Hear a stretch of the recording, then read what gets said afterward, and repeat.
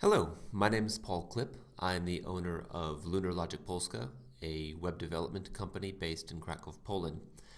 And this is an excerpt from a presentation that I delivered at Open Agile in Romania earlier this year, illustrating something that I see happening frequently, especially with less mature Scrum teams. And I think it's one of the potential shortcomings of the Scrum approach to software development. Certainly not one that needs to exist, but something that I've seen a lot of Scrum teams doing Scrum by the book, repeatedly doing again and again. Take a look at this and see if it looks familiar to you. The scenario is this. You've got a sprint backlog with 7 stories in it. You're doing a 2-week sprint, so 10 working days. It's a small web development project, so you've got a team of 2 programmers and 1 tester. Stories take approximately 2 days to implement. They take about 1 day to test fully. So let's get started. It's Monday morning. You've had your sprint planning session is already done. You're heading into work. And at the start of the day, each of the programmers takes 1 story to work on. And at the end of day 1, they're still working on them because stories take about 2 days to finish. The tester has nothing to do on this day. Now, of course, the tester never really has nothing to do. Maybe they're working with the client on acceptance testing, or maybe they're preparing test cases, or maybe they're briefing the developers on some issues that they might have with these stories because they've seen them before. But regardless, the tester isn't doing anything with these stories right now. At the end of day 2, the developers are just finishing because stories take about 2 days to implement. So at the beginning of day 3, the tester now has these 2 stories to test, and the developers have chosen 2 new stories to work on. And the tester spends all of day 3 testing 1 of the stories. So by the end of day 3, going into day 4, the developers are still working on these 2 stories. The tester has tested 1 story, and at the end of day 4, the tester has finished testing the 2nd story.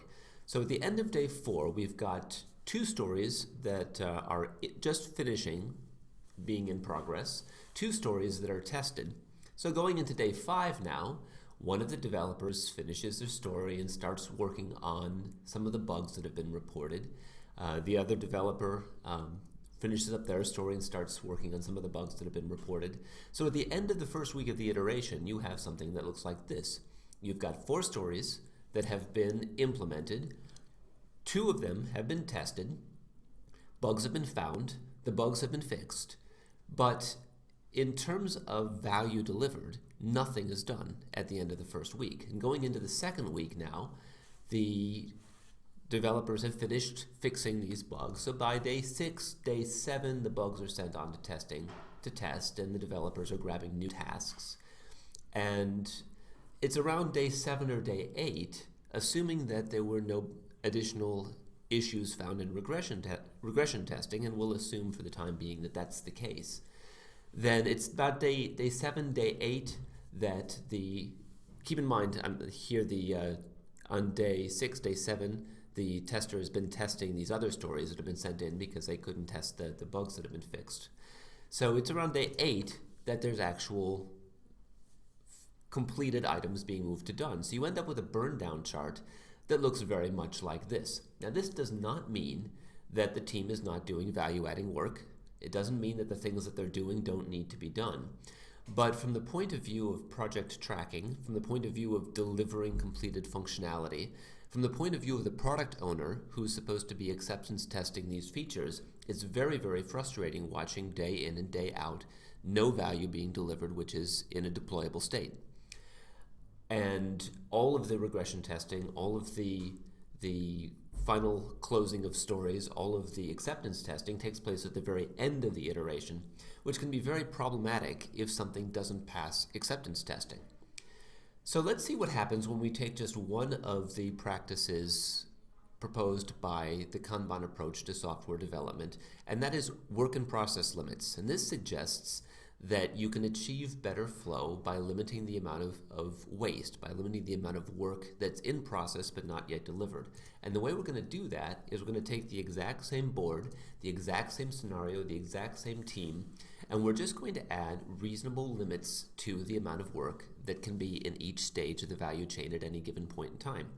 Since we only have 2 developers, we'll set the work in progress limit for the development at 2 and for testing at 1, because we have only 1 tester and he can focus on only one thing fully at a time. And now let's work through the exact same scenario. Day 1, the developers each take a story. Day 2, they're still working on that story. Day 3, one of the stories is pulled by testing and they start working on testing, but the other story, which is ready to pull, it's marked as being done, can't be pulled into testing because the work in progress limit for testing has already been reached. And so this developer has nothing to do. They can't pull another story into development because the work in progress limit for development has been reached as well. And so this programmer has 2 options. They can sit on their hands and do absolutely nothing, which somewhat counterintuitively is sometimes the best thing to do for maximizing the delivery of value through the value chain. Or they can go and sit down with the tester and work on fixing issues as they're being found. So now you've got the programmer sitting down with the tester, fixing issues as the tester finds them. And so on day 3, these issues are being fixed as they're found, and by the end of day 3, those fixes have been implemented and the story is done. So here you've got real value already being delivered by the end of day 3. The tester can then pull something into testing, which clears a space in the work in process limit for the development phase, and so that developer can pull something in. And so as you can see, what happens is things move through all the way through the system faster, and you end up with a burn down chart that looks more like this. And again, the team is doing much the same thing, but because of the change in their approach to the project, they're delivering value more consistently, more predictably, and we can get acceptance testing done earlier. We can address issues that might come up in acceptance testing faster. If for some reason the sprint fails and has to be stopped prematurely, there's actual value that's been delivered as opposed to untested product. And so, and of course the product owner is a lot happier because they can see value being delivered more consistently. So I love Scrum. I used Scrum for years for over 100 web development projects. I'm loving Kanban. I've used Kanban in its purest form for several projects for both internal and external clients. But I think the most important thing is to look at both and see what value they can deliver for the team and allow the teams to pick and choose from between the practices to fill the holes or gaps that they see in their process. So this work in process limits is a very, very powerful tool for Scrum teams, especially if you're seeing that kind of pattern of development that I illustrated earlier. And so I will just close now with a shameless plug for the Kanban tool that my team has built. It's for either personal Kanban or for co-located or non-co-located teams. It has task management, all of the reporting you would expect from a Kanban tool, real-time live updates, RSS feeds. Please give it a try if you're doing Kanban either personally or in a team.